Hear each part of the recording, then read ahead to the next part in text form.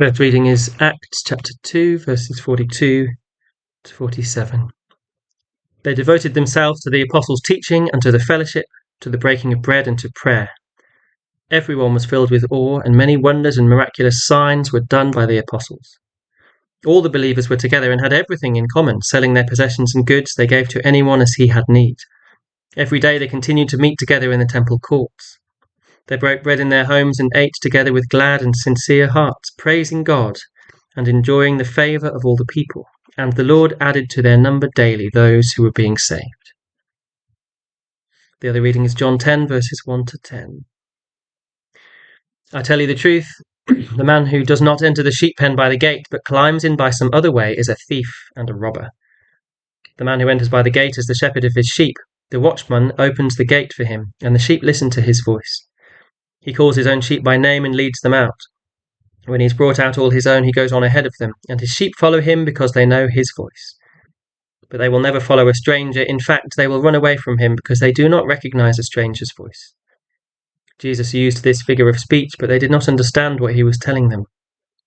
Therefore, Jesus said again, I tell you the truth, I am the gate for the sheep. All who ever came before me were thieves and robbers, but the sheep did not listen to them.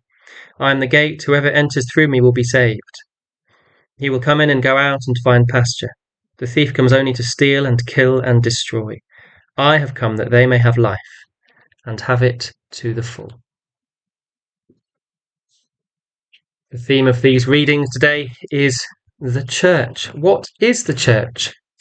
What are the minimum numbers of ingredients that you need to make a church? I'm going to start with some jokes. They are perhaps slightly rude about the church, slightly offensive, but I'm a vicar, maybe I'll get away with it. But just to get us thinking about this theme of the church. The first joke is this. An embarrassed woman came up after the church service and said, I hope you didn't take it personally, preacher, when my husband walked out during your sermon. Oh, I did find it slightly disconcerting, the pastor replied. Oh, it wasn't out of any disrespect to you, insisted the woman. Fred has been walking in his sleep ever since he was a child. That's the first one. The second one is a joke about three vicars who all have problems with bats. They gathered together for coffee one day to share about how they tried to solve their bat infestation problems. One said, I got so mad I took a shotgun and fired at them. It made holes in the ceiling but did nothing to the bats. The second said, I tried trapping them alive. I drove them 50 miles away and released them, but they got back to church before I did. The third said, I haven't had any more problems. The other said, well, what did you do? The third vicar said, well, I simply baptized them and invited them to give regularly to support the work of the church, and they've never been back. What is the church? William Temple said it's the only cooperative society that exists for the benefit of its non-members. I wonder if you could formulate an answer in your head, what that answer would be. Our first reading was from Acts chapter 2, the earliest and fullest history of the early church that exists, a precious part of the New Testament. Sometimes infuriating, because Luke, who wrote it, doesn't always explain what he's talking about, and we have no other sources nearly as early or comprehensive to really check against. A bit like being Time Team, if you remember the classic 90s TV show, we're given this fascinating glimpse into how the very first Christians organised and did church. Now then, I spoke last week, which I didn't record, about Peter's sermon, which is the earlier part of Acts chapter 2, and we boiled it down to two words. The two words were these, but God. The thrust of Peter's sermon earlier in Acts 2 is that we killed the Lord of life. God came to us in Jesus, reaching out in love and reconciliation, and we responded in hatred and murder. We killed him. And if it had ended there, there would have been no Easter. Jesus would have just been another wise teacher who later sadly died. But God. But, Peter says, but God raised him up, having freed him from the snare of death. We messed up, but God. That was the essence of Peter's sermon, the first apostolic sermon, the first Christian sermon given by someone who wasn't Jesus. A pretty great sermon. And now in today's reading, we see the results of that sermon by Peter. Thousands of people respond to what Peter has said. They join this new Jesus movement. The church, which up to now has been a few hundred people, suddenly gains 3,000 members. We can only speculate that everyone had to work together to get them all baptized.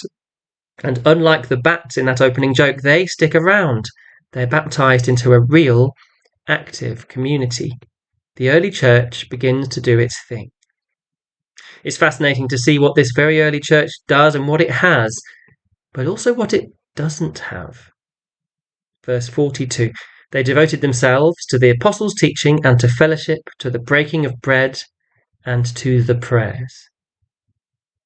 We can see here the things that they have. Firstly, they have structured teaching from the apostles' teaching. Who are the apostles again? That's the leaders who have seen Jesus, which is initially the disciples, but then also St. Paul, who has a vision of Jesus. They become sort of area leaders. Within a generation, they'll start being called bishops or overseers. The word bishop means overseer. It comes from the same root. But for now, they're called apostles.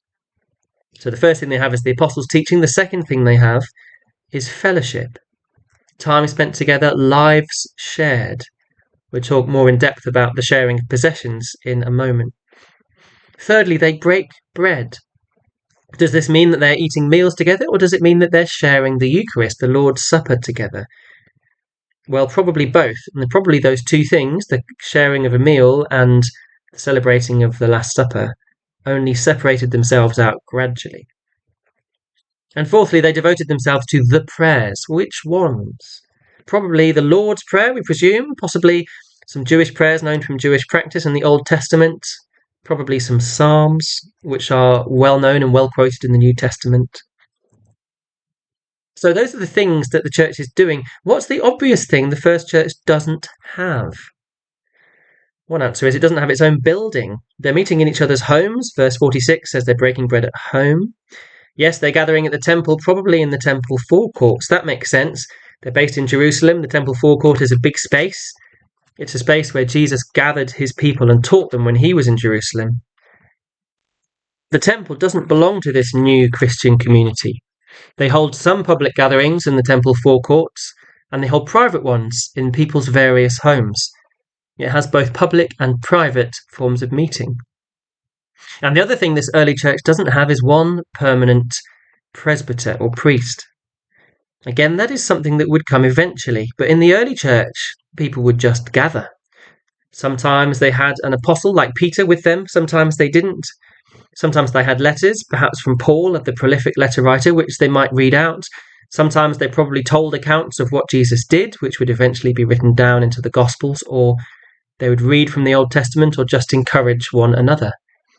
Eventually, in the New Testament, we do gradually discern a splitting out into three orders, bishops, priests, and deacons. But in this early organic phase, the church would just meet. We do need to talk about the early church's approach to goods and possessions, verses 44 to 45.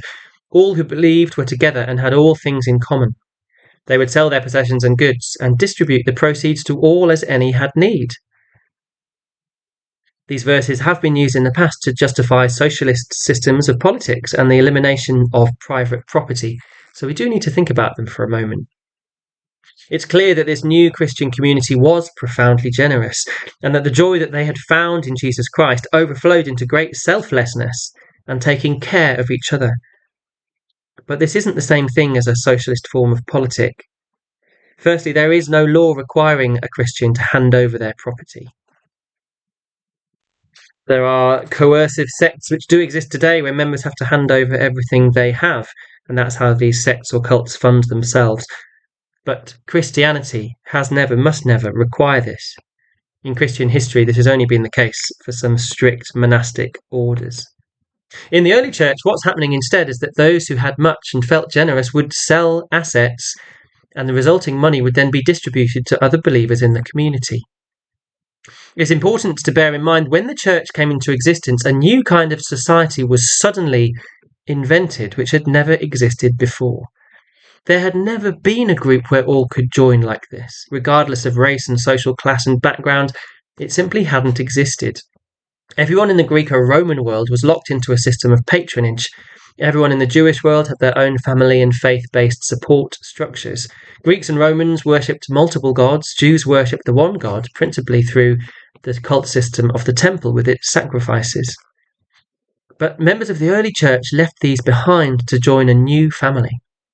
A family made of women as well as men, slaves as well as free people, poor people, middle-class people, and Romans who were well-connected and powerful. A crazy mixture of all these different social levels and backgrounds that had never before all had the same common purpose, had never before all joined in the worship of the one God, in public and in their houses. This is what made Christianity so fascinating to onlookers in the ancient world, and also so threatening. And now this new group had come together, having left the patronage or family structures that had supported them before, and the poor members of this group had to be provided for. It was a matter of survival for those who'd left other networks to join the church. Later on, Tertullian, theologian and historian, he talks about how it became a sort of social security network, resulting in regular payments to those who were poor, but always without compulsion. And the daily meals that these early Christians shared would be an opportunity for those who had more to provide more food, a big ongoing bring and share meal. So yes, when we do a good old church bring and share lunch or cream tea or a harvest meal or an agape supper, we are doing something that is one of the building blocks of the early church, something of the Holy Church, something the early church practiced right from its birth, something foundational and really important. So the sharing of possessions isn't a political system. It's organised generosity, well-planned provision for members of the church who didn't have enough to get by. And this new community is popular and well regarded. It says in verse 47, it has the goodwill of all the people. And every day the Lord adds to this group, grows their number.